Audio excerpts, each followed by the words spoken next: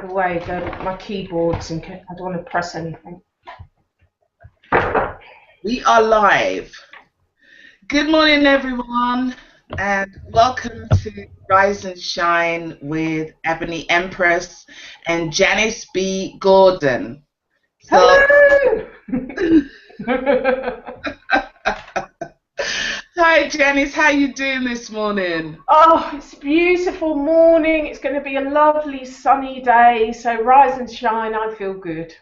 Yeah, rise and shine, everyone. We're here from the UK, and I don't know, our camera's a little bit slow in responding, but we are here and we are live. So it's so great to have Janice B Gordon, one of our business experts, one of our entrepreneurs out there who's really doing great in the business world. I am so proud to be sharing this platform with you, Janice. And I know that our listeners are going to learn so much from you today. So great to have you on. Absolutely wonderful to be connecting with you. Lovely to be here. Yeah, great. So we had a long night, but we got up. We made it. Amen. Yeah, amen to that. So today, what I wanted to do, I wanted to just explain where we're kind of on our journey. So since the start of this mini-series, and I have to say the mini-series came from, the foundation was my relationship shows. Everybody who knows Ebony Empress will know that mainly I talk about relationships. And something I've learned on my journey with relationships is that there are a number of people out there, particularly of a certain age group, 40 plus, who are those are mainly my audience. Those people maybe have been in long relationships, coming out of those relationships, some of them thinking about, how do I go on? How do I create a new relationship? Financially, sometimes, there are issues in moving forward. And one of the things that I think is great is to consider, what are my other options? What else can I do? What can I create? So maybe you want to think about becoming an entrepreneur, creating a business, and going into self-employment. You may not know how to do that, how to take those steps forward. So what we want to do today is just to have a chat with Janice about how you identify the business that it is that you want to take forward for your life and, for your future. How do you move forward with those business aspirations? So, Janice, my first question, good morning, and my first question to you will be, if I was thinking about starting a business, identifying some goods and services, what would I choose and how would I start moving forward? And how did it happen for you? Oh, two questions, right. How did it happen for me? I was always entrepreneurial.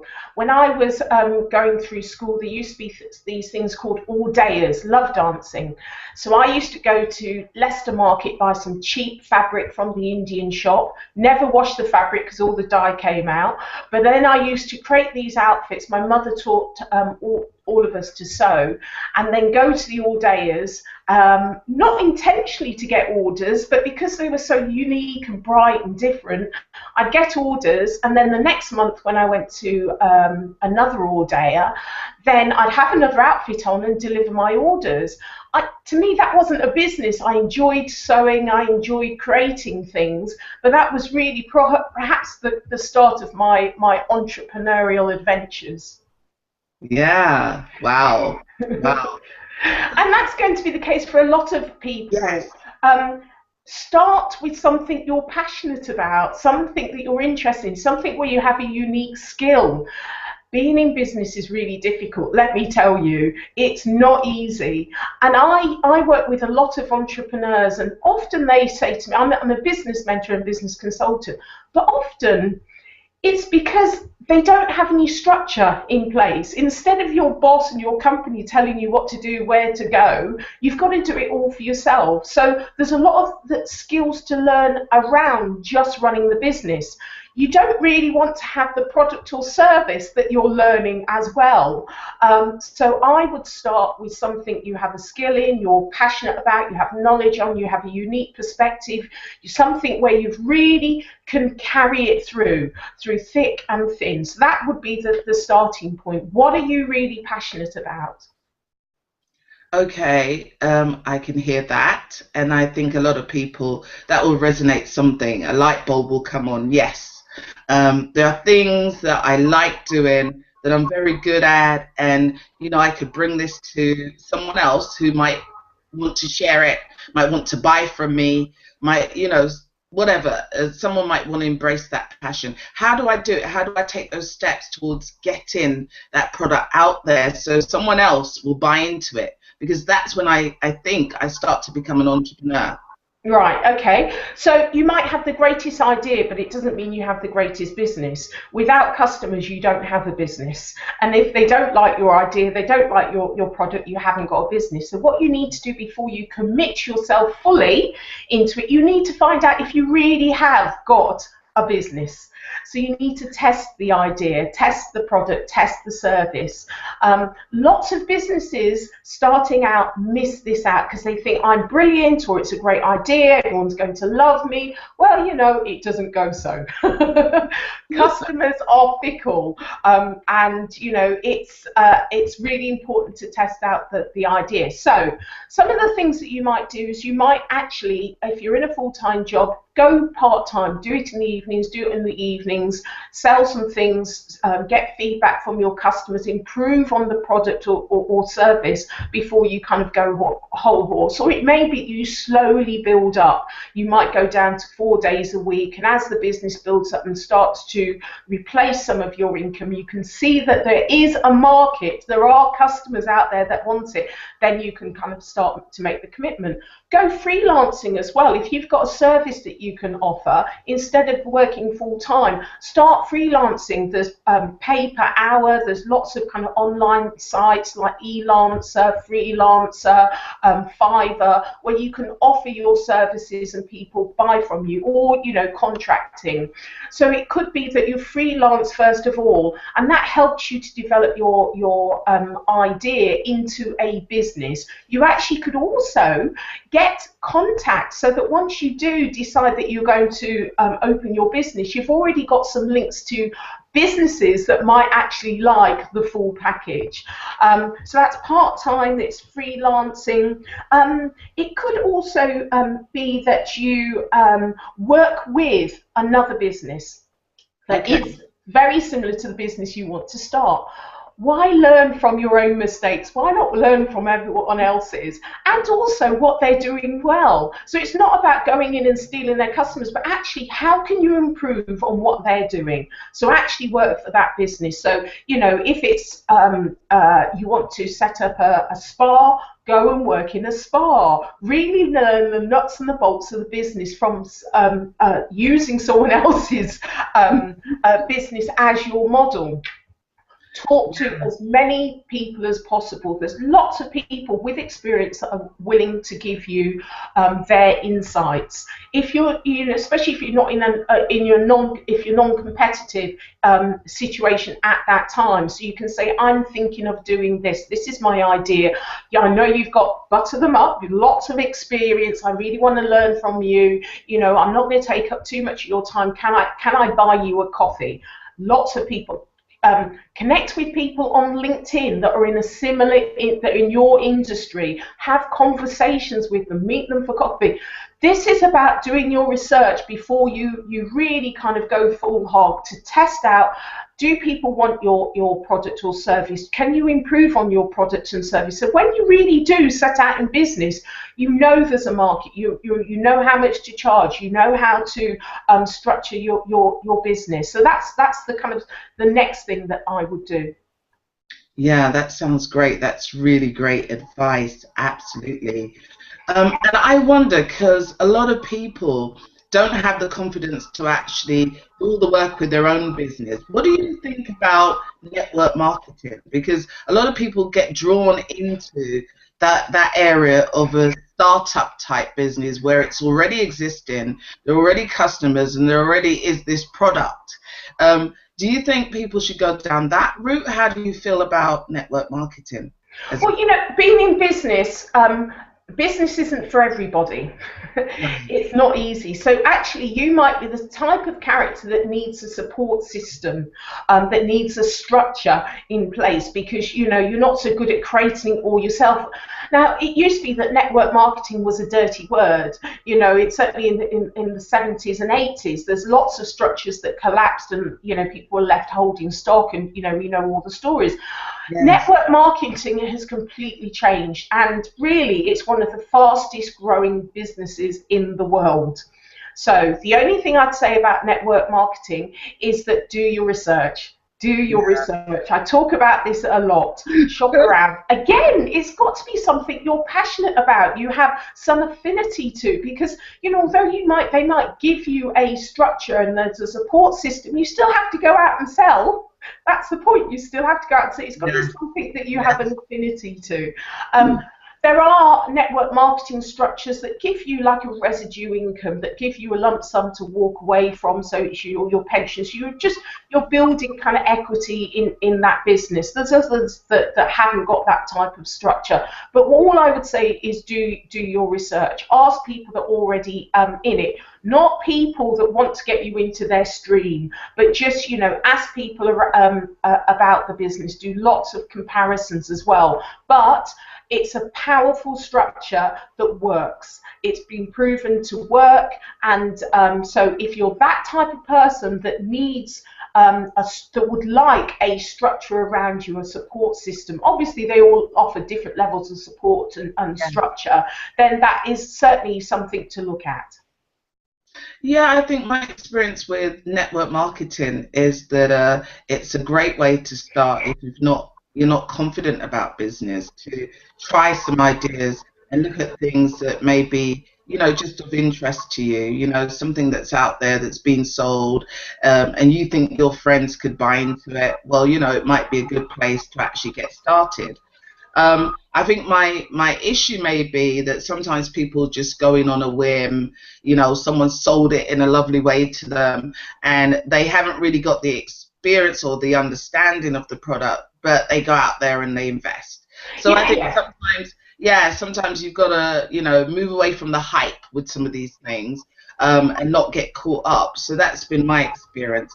I think the thing to ask yourself, if you weren't selling to your friends and family, because that's the easiest thing, because that's what a lot of people do.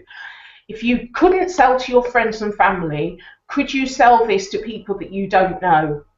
Is that what? Because that's when it gets to be a business to you, because you're going to do your friends and family in the first year and you think you're doing really well, but it's a false economy. That's not how that business is going to grow from you. That's not how you're going to have to sell to people that you don't know. So it's called network marketing. Network.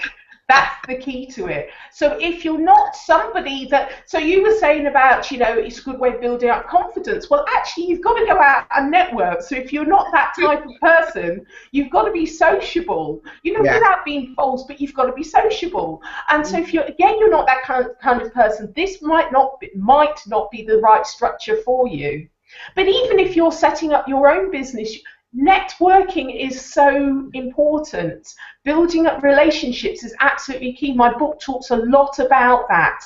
It used to be in business that it was about what you knew, what information you have, and then who you knew. But actually, it's about who you are, what your values are, how you build up connections, and how you're able to influence people. Do people like you? What type of people like you? How you communicate with people. It's about who you are. So it's whether it's network marketing or other businesses, it's exactly the same. So it's really important to do a bit of kind of introspective look, really kind of look look at yourself cold and hard and understand what values you have, how you communicate, what type of person you are, what your kind of unique skill sets are. So it's not just about the business, it's about you. You've got to go out there. You're representing you and your business to the world. So are you able to do that? And, you know, if you feel that it's going to leave you exposed, then, you know, maybe you ought to look at other ways of doing it. So you might be an online business, so you choose a different structure if you're not someone that likes to go out and physically network and talk and sell. So you might choose a different way of selling your product and just have it online. So it's all those things that you need to look at, and that very much stems from what type of character you are, what type of personality you are, what are your values in the way that you set up your structure that's going to enable you to grow it. A lot of people don't think about these things, and then they get stuck. They say, I'm not a salesperson. Oh, everyone in business has to be a salesperson. You have to sell yourself first, but you may choose different platforms to do it so you're comfortable. But let me tell you, if you don't like selling, if you don't like, you know, kind of, then really you ought to think about whether this, you know, business is the right structure for you. And it's not that one's any better than the other, but you just kind of making life really hard for yourself. You know, all start really small. When I started, I've started several businesses over my life, but you know, when you're kind of going into something new, actually go out and network and listen to other similar people, what they say and how they present themselves, and then start talking about your business, even if it doesn't exist, even if you haven't got a product. Start talking. When you start talking, you start to amend your elevator speech, how you're going to pitch it, the tones that you use. You start to see how people respond to what you say. You start to gain confidence. Really important. I meet so many people that say, oh, I run this business. There's no eye movement, no body language, no tonal change. I'm thinking, if you're not excited about what you're doing, how do you expect other people to get on board? And they say that I'm shy, and that's okay. Or maybe you need to choose a structure that you're comfortable with, because they're going out and they're finding it's really difficult to get people on board because of their personalities going against the grain of the way that they're structured or selling their product or service. Do you see what I mean? Those things about you and your personality are really important to consider first up, so that you're giving you and your business the best start. Oh wow, that is so true, so true. Oh my God, I need to get you on board a few years ago.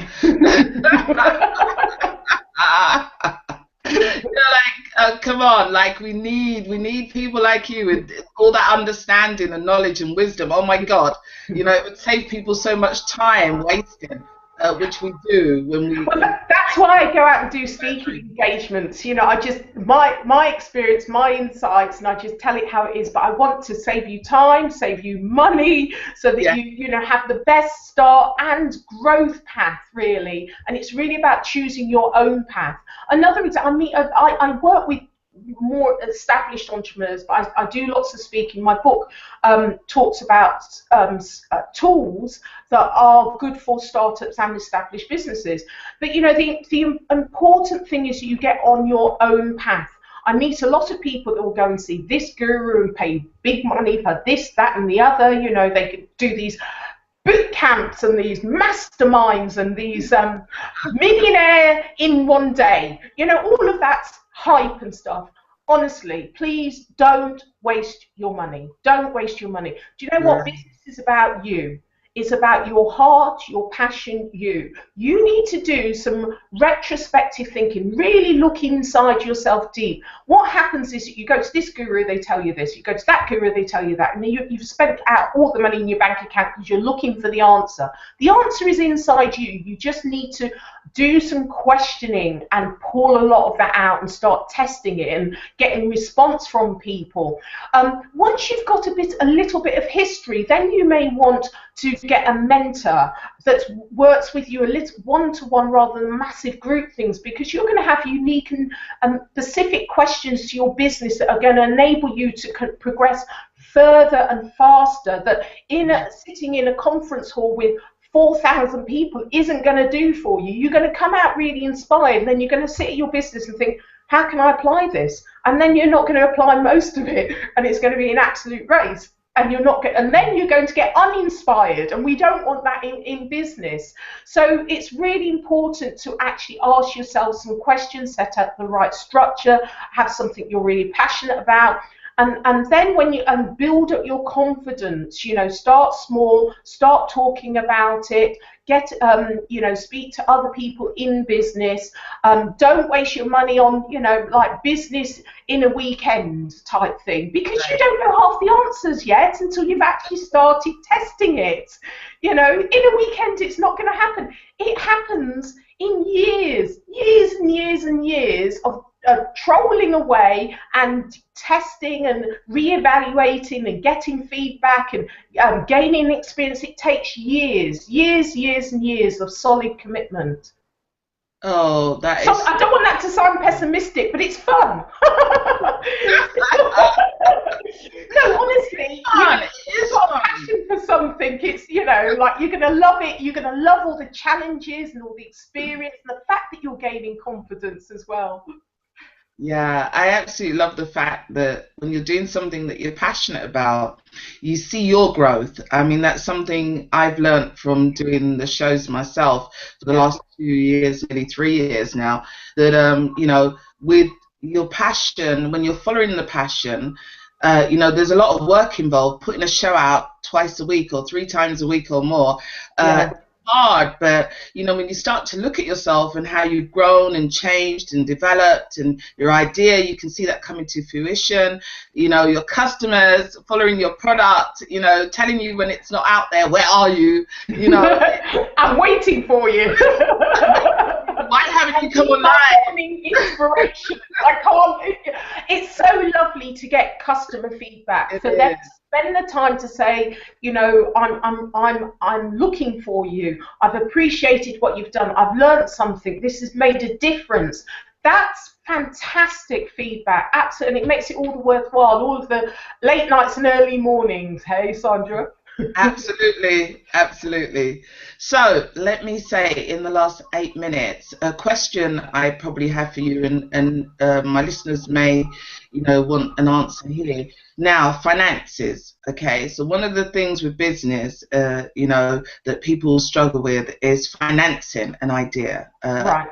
Any quick tips that you could give to my listeners out there about how you start to find some money to fuel your ideas? I'm going to develop that with the next entrepreneur. I think Opie and I are going to talk more about money and finding money. But, any quick tips from you about actually getting the idea going and generating some cash? Right. Well, don't start a business with a stranglehold. Don't start a business when you're in debt, personal debt, right? So, the toolkit to business is to make sure that you've got support systems, because if you've got a family, you need people, that are going to kind of like help to kind of like share the load. So you need to have those kind of conversations before you go in business. Look at your finances, set yourself a budget, and don't go over that. Make sure you clear your debt. So, get the groundwork, have solid foundations first of all. And then in terms of financing, what I love about business now, it's so easy to start businesses. There's lots of government support that's around that's finally recognised that, over 95% of businesses are smaller businesses. So rather than all the large businesses getting millions of pounds of training budget, they've rediverted some of that money. So you've got startup loans, which is government incentive. So you can borrow up to £10,000. You have to do a business plan. You work with an agency like Virgin Startups, Positive Inclusions, Rockstar. They're all out there, and you work, you get a mentor, you get some kind of support with that. So once you've applied for it, you have to pay it back, right? You have to pay it back. So the business has to stack up, really. And that's why even before going for the startup loans, I would still do the kind of test out, is there a business here? Because once you get that loan, they're going to want to start to see that money being paid back. So if you've actually already tested it out and you've got some customers and things, rather than just an idea on paper, it's going to enable you to start paying that money back and not default on it. So there's lots of free advice out there. There's, you know, the City Business Library do lots of free courses, you know. So around finances, you've got to get your head right about business, but finances is really important. People say, oh, I don't understand our finances, someone else will do that. You know, finances is like the story of your business, and it tells you a lot of I do a lot of work with businesses, going back and actually helping them to see which of their customers are losing money for them because their finances are telling me those stories, and then all I do is teach them to read their own figures. A lot of people say, oh, figures, I don't understand it. You need to do your training, get your toolkit right, go on a course, learn the basics so that you can manage your own business. And that means you need to understand something of the finances of the business. And even if it's just doing very basic bookkeeping, so you understand income and expenses, just those two columns and how that works with your cash flow. They're the essential things that you need to know when starting your business. Once your business grows, there are other schemes available. I'm a growth voucher advisor, so you need to have been in business for over a year, and you know, you can apply for a matched funding up to 2,000 in growth vouchers. There's also the growth accelerators as well, which is similar to the startup but for more established small medium businesses. So there are government schemes around there, but get your head right about the finances. Go on some free courses and understand about how important the finances are to your business. It tells you a story. Don't think you can start a business and ignore those key things. It's like having an employee and not having any contractual terms. No one knows what's going on. You really need to understand those things. Do all of those things before you start your business. Get the toolkit right. Get your support system in place. You know, kind of test out your ideas. So finances are really, really important and not to be ignored. Cash is king in a business startup. So you've got to follow. I often say to my mentees, follow the money. I can see what you can do for them. I'm not sure what they're doing for you. Follow the money. Is there money at the end of this? And we set up businesses and we want to contribute, but we've got nothing in our pot to contribute yet. You know, it's a business, it's not a charity. You know, everyone wants to do good in the world, but Richard Branson can do good because he's got businesses behind him that are profitable. You know, Bill Gates is doing amazing work because he's got a business behind him that's profitable. They can create massive change and contribution in the world because they've got the business basics right. So you need to clarify, this is a business, it's not a charity, it needs to make money. I'm not giving things away. People don't value freeness. All right, and I know we're running out of time, and I could go on forever about, you know, businesses and things like that. So I'll stop there. Okay, so we are about 2 minutes from the end of the show, and I just want you, Janice, to tell people where they can find you if they want to do some work with you, because you know you're just so much. There is so much information that people need to learn from you. You're a fountain of knowledge and wisdom. So where can we find you? Yes, on the tagline there's my website, problem-solver.co.uk. I do lots of speaking engagements, and I talk a lot about the insights in my book. So you can book me through janicebgordon.co.uk for speaking events. My book is Creating Growth in a Rapidly Changing World. I have got a summer offer on Kindle at the moment, 50% off Kindle. So it's only £3.35. So that's, I think, until the end of August. But the hardback is £12 on Amazon. You can get it on Amazon. And there's amazing reviews on there. Now, these are insights and strategies, and there's exercises in there to get your head your business, absolutely aligned to your customers. That's what the book is about. It talks a little bit about my experience and how I got inspired to write the book. Business Evolution, get your copy, but it's a summer offer to the listeners. Now, that's going to get you in the right frame of mind to not only start, but those people that are already in business. Okay, that is fantastic. Now, so go out and get the, remind me of the name? The summer? Business Evolution. Business Evolution. Yeah, or my name.co.uk. Speaking, problem solver, just connect me through info at the problem-solver.co.uk if you want to talk to me about mentoring. Good. Okay. Thank you so much. So much for this morning. Quick. You're going to have to ring me again tomorrow at 6:30. I can't believe we made it. We made it. Hooray. Yeah. Oh, wow, we made it. So, tomorrow morning, I have, let me just tell you guys, I've got another great person to have a conversation with, Maria Spence Williams, and she comes from a company called Time to Change. She's a CEO, and it's Success Makers Limited that she works for. Well, it's her business, her organization, and she's actually from the north, so I think she's from your area of the world. I'm a Midlander, but I love Northerners. Great sense of humour. Okay.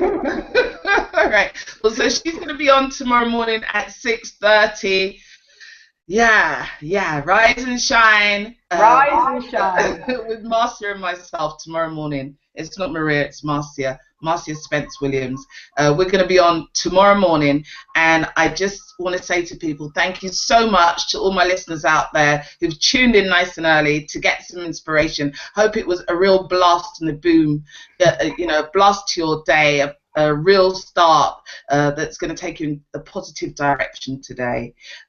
Thank you so much for joining us, and thank you, Janice, again. Have a wonderful day. Top of the morning to everyone. Top of the morning to you all. Have a wonderful day. Think positive, and it'll be positive. All right, lots of love. Take care. All my listeners out there. Take care, everyone, and have a great day. We're out.